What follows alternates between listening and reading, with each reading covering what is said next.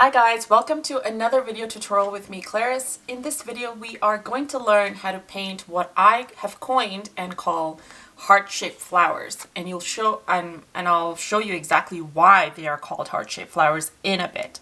Really quickly before we begin this really pretty and simple exercise, I want to remind you guys, if you like videos like this, please hit that like button and please hit that subscribe button, as it really does help my channel grow. All right, thanks guys, and let's get right into the supplies. So for supplies, I am using my Zen Art Supplies watercolor paper, and this is what the front of that looks like. For my brushes, I'm using my Princeton round number 6, and then we're gonna keep the petals number 10 handy because I'd like to do some leaves with you guys. And then for my colors, we're using the Daler-Rowney set of 48. All right, and that's it. We're ready to begin. Let's start. So after much pondering, these are the colors I have decided we're going to use. We're going to use the Ultramarine Blue Light, the Quinacridone Magenta, and then the Permanent Mauve. So starting off, we're going to get some color mixed up using the round number 6. And I'm just going to take my color directly from the color cake. Feel free to mix it onto your palette if you're unsure about proportions and you just want to swatch it out on a piece of paper before you start. That is helpful. So getting some water on the color cake, I'm going to go ahead and using the full span of my brush, we're going to create a heart, but using the full span of my brush. I'm not using it this way, okay? So I'm going to have this flower facing in that direction just because it's the most convenient for me since I'm recording. And we'll start off the flower right around here. And then dipping the tip of my brush in water, I'm going to lightly perfect my edges. Then dipping again, I'm going to do my little C strokes or comma strokes on the side, and then dipping yet again, I'm doing big broad strokes underneath, leaving white space. And this is essentially to give that whole layered look to my flower.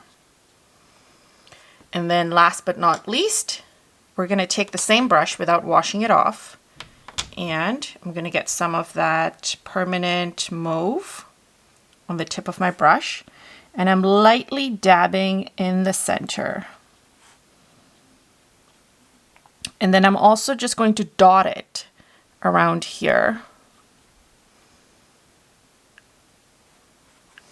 And then one more thing, just lightly adding little strokes in between the petals. We're not covering up the white space. Notice I'm kind of really going on the edges of the petals here to kind of show the difference in layers.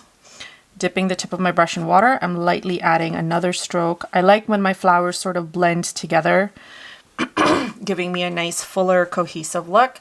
And we're done, essentially. This is the whole flower. Now if you want to go ahead inside and add a deeper center or make the center look darker in color, just go back in for more of your mauve, Permanent Mauve, and then just dab it back in there. And this will give you a nice dark to light effect.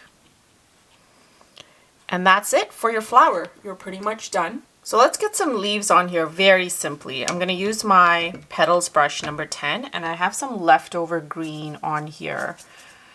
Feel free to use the green that you feel complements your flower well, and paint along with me. So I'm just getting some of that green. I want to get some of that darker green in here. And I always have the pointed tip of the triangle upward, facing up. And then I like to add, using the tip, press down and trail off.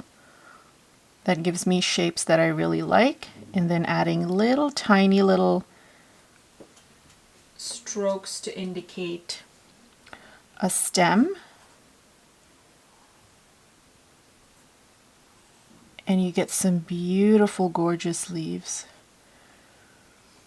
And the reason I am kind of picking certain areas over here is, if you know, or if you've watched any of my paintings, I like to create these leaves in areas where the floral is still damp, which gives us a nice gorgeous blend. And those are very simple, or these are very simple leaves that you can just add to your floral and complete it.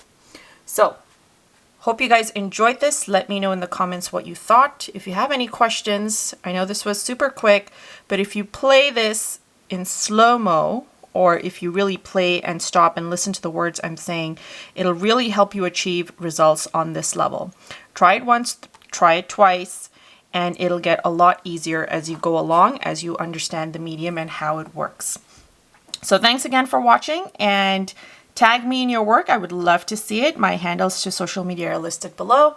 And if you like this video, like I said, please hit that like button, hit the subscribe button, as it really helps my channel grow. And all the supplies I've used in this video are listed below. Thanks guys for watching, and we'll chat soon. Bye!